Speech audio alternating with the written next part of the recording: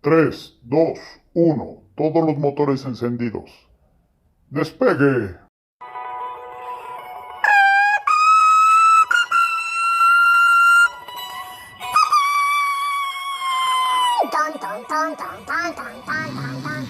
Es un pequeño paso para el hombre, pero un gran salto para la humanidad. Hey, Claudio.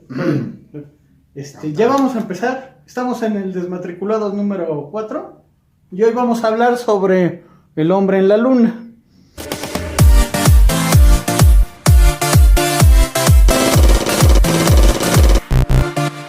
¡Ñoño! Uno de los primeros libros que leí se llama De la Tierra a la Luna, de Julio Verne y de principios del siglo pasado. Y era interesante ver cómo una bola de pelafustanes, fanáticos de las armas, se unieron en torno a una meta en común, llegar a la luna. Bueno, la historia más o menos cuenta eso de que una vez que el mundo es pacífico, los que crean los cohetes y los que crean las defensas de los cohetes se quedan sin trabajo.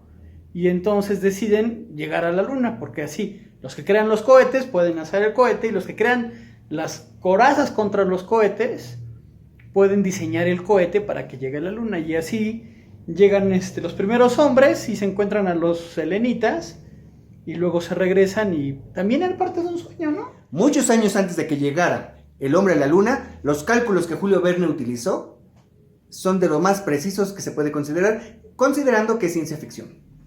Bueno, ya sabemos que Julio Verne siempre tuvo esta amistad con la ciencia, los científicos y demás, pero incluso la posición geográfica no varía tanto. O sea, el primer lanzamiento fue en Florida y él pensó que era en la Guyana porque era francés.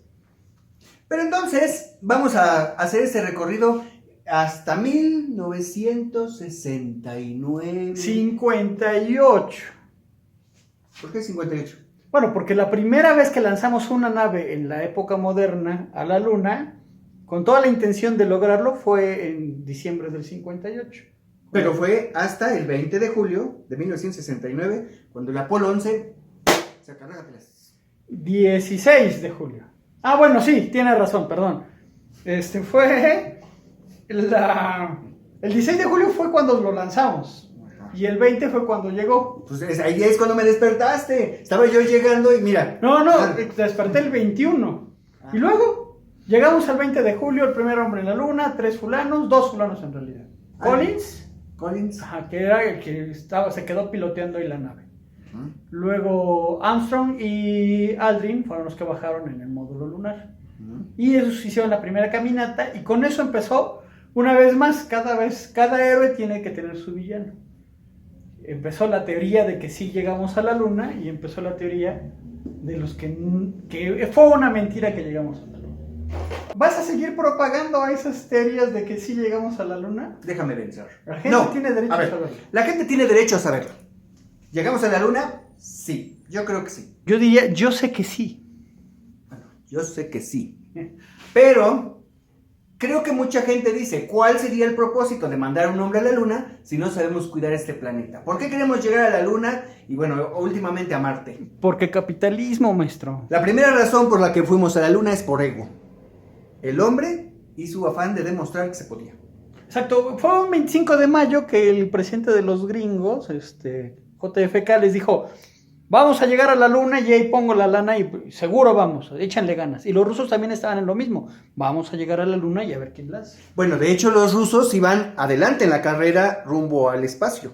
Bueno, eso es lo que decía, que fue en diciembre del 58 que los rusos lanzaron su primera nave, del 56.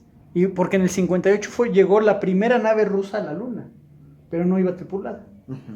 ¿Cómo se llama el primer cosmonauta? El primer cosmonauta ruso, pues Gagarin. Yuri Gagarin. Pero sí, él no fue a la luna. No fue a la luna. Ajá, ya también platicamos del primer hombre que hizo la primera caminata espacial. Por eso no es Selenita, sí. Por Selene. Selene, por la luna. Ajá. Sí, él es cosmonauta, pero también es ruso. Selenauta. Vamos a acuñar ese nuevo término, Selenauta. Sale. Y con acento, como le puso aquí. Pues el primer astronauta, pues habría sido ahí el primer hombre en el espacio, pues es Yuri Gagarin, que a mí me sorprende. Bueno, de los gringos es Alan Shepard, ¿no? que fue el primero que hizo lo mismo que Gagarin, pero de los gringos. Pero ninguno de los dos hizo primero la luna. Claro. Pero bueno, los gringos dijeron, ya nos están ganando, y ahora fue más amor propio decir, nosotros vamos a llegar primero a la luna. Y además lo vamos a transmitir por televisión para que todo el mundo le conste y le quede claro. Aunque Sí. de nuevo tus teorías de la conspiración que pusiste a Kubrick y que le dices...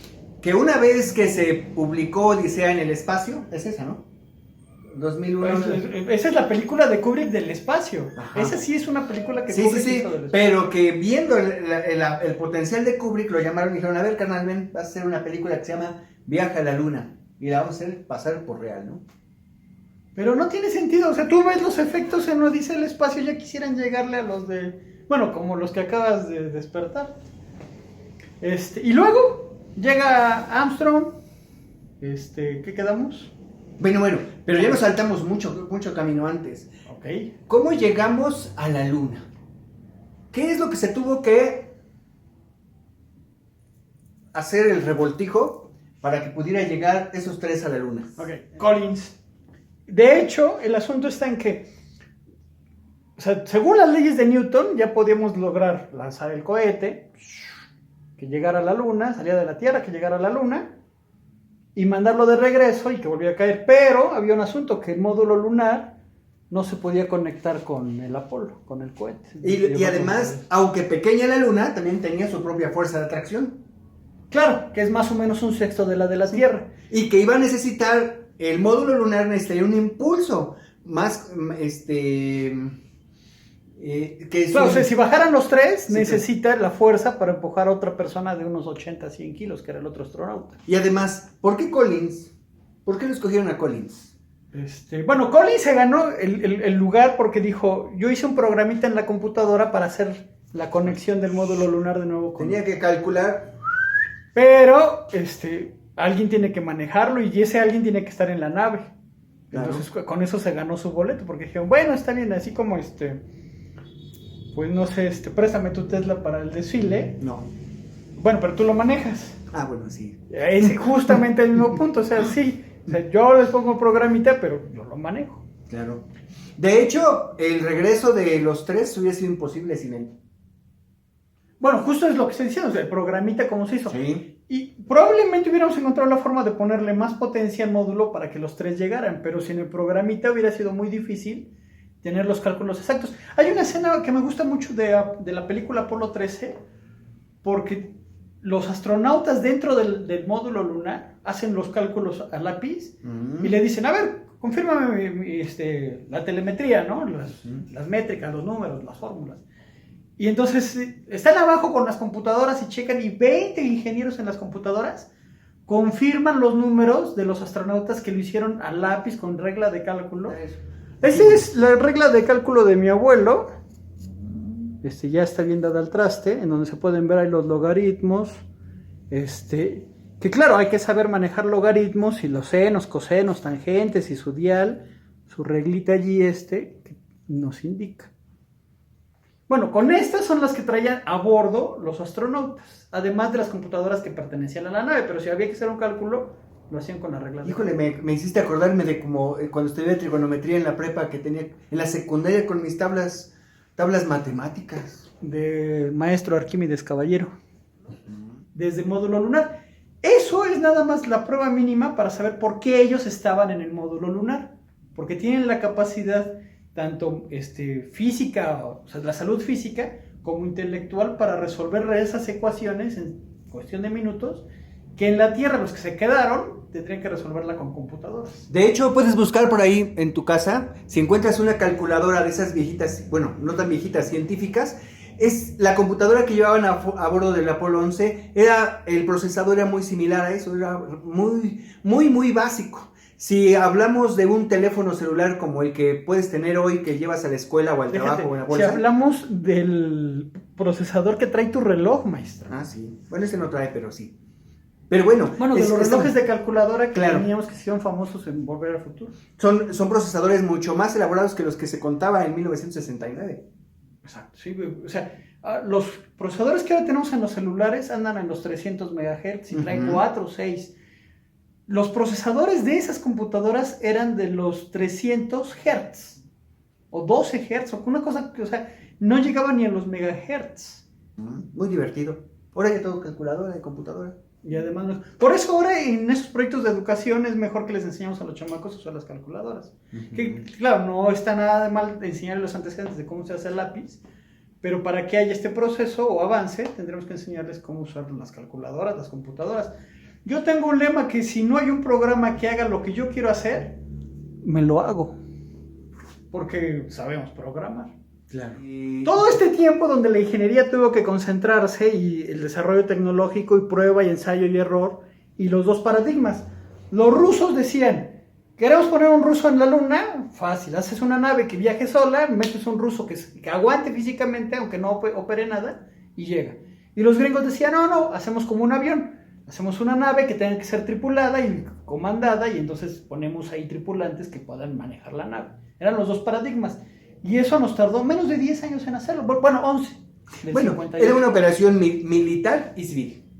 Porque gran parte de la ingeniería venía de los militares, ¿no? Como de la Tierra a la Luna. Sí, el hecho de que tuviera que ser una explosión de nivel balístico, porque incluso un alemán que trabajó para los nazis, trabajó después para la NASA en ese proyecto, porque Wernher von Braun les vendió la idea de que vamos a hacer un cohete que B6, pueda... ¿no? B2. El B2, sí, B2. Sí, B6 es tu carro, maestro. No, ese es B4. Bueno, ¿ustedes las B4? Ah, no, pues esos no tienen B. Son eléctricos. Son eléctricos. Ok, ¿pero qué decíamos? Déjame pensar. Bueno, que los B2 eran el antecedente de cohetes no tripulados. Exacto, pero la idea era hacer un cohete transatlántico. Así es. Lo que dice la teoría es que si tú lanzas, como ahorita que te pasó, si tú lanzas un cohete, siempre va a encontrar dónde caer. Pero si lo lanzas con suficiente fuerza, no cae. Y entonces termina orbitando y ya llega a la Luna. Bueno, primero había una agencia de administración aeronáutica. Y es muy importante esto porque la NASA no es una agencia militar. Es aviación civil. Así es. Y entonces, es por eso, o sea, sí, los militares, ¿no?, tenían una parte, pero en realidad el proyecto era civil. Y además, llegaron a trabajar ahí 40,000 personas nada más en el proyecto Apolo para poner a una persona en la Luna. Entonces, llegamos a la Luna el 20 de julio del 69. Bueno, llegamos al día de lanzamiento, que dices que fue. Pues llegamos al 16 de julio del 69, el momento en que se lanza el cohete.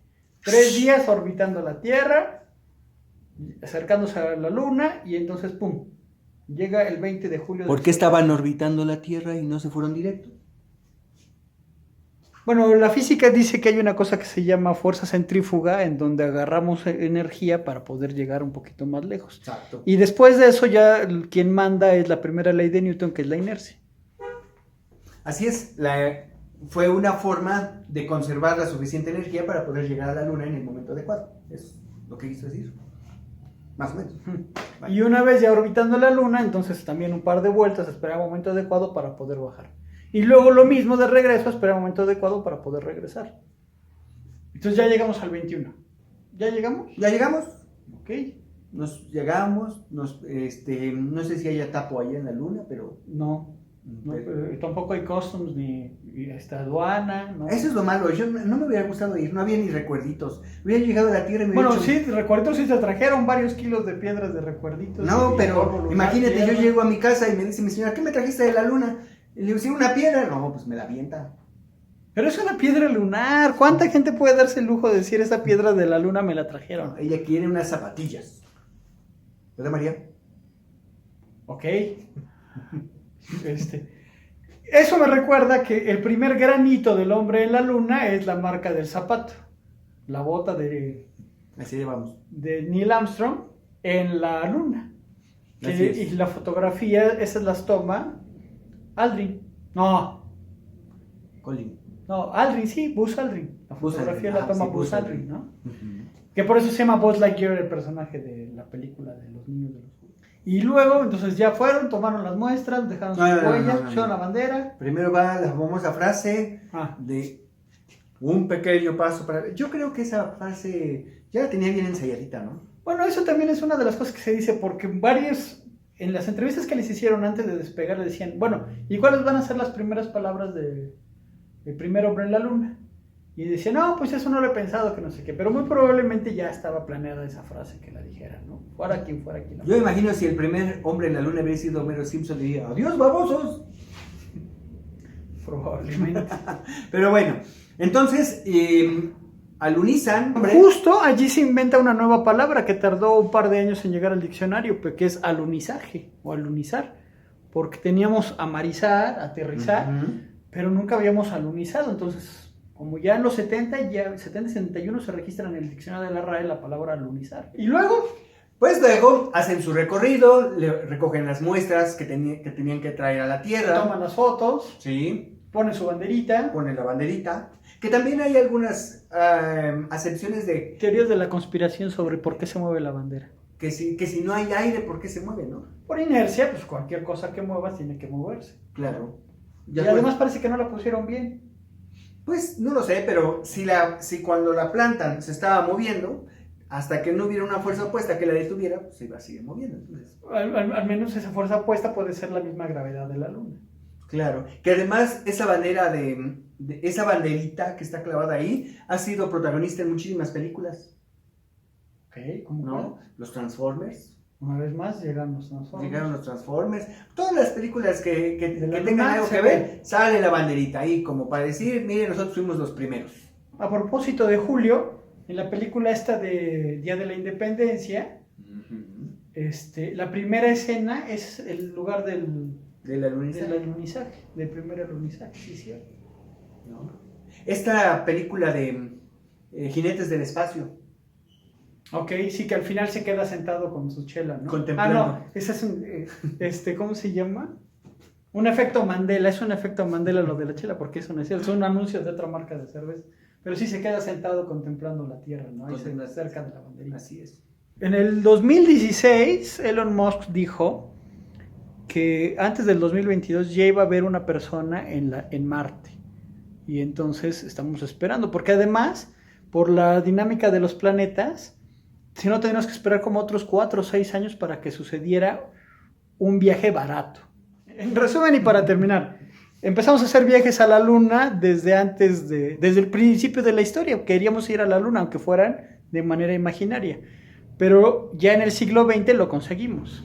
En alguna ocasión les platiqué sobre esta novela del Barón del Munchausen, que es de un autor anónimo, donde el varón viaja a la Luna y conoce a los selenitas. Entonces, lo que dice es cierto, todo el tiempo anterior la gente siempre tuvo esa fantasía de conocer la Luna como, pues es aspiracional. Ahora que está de moda la cuestión, pues siempre fue aspiracional, ¿no?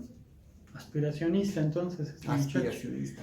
Yo tengo un número que digo que se llama, porque ves que hay números que tienen nombre, como el Google, ¿no? Ajá, el Google, el Google. ¿no? Ajá, el Google o el Googleplex, ¿no?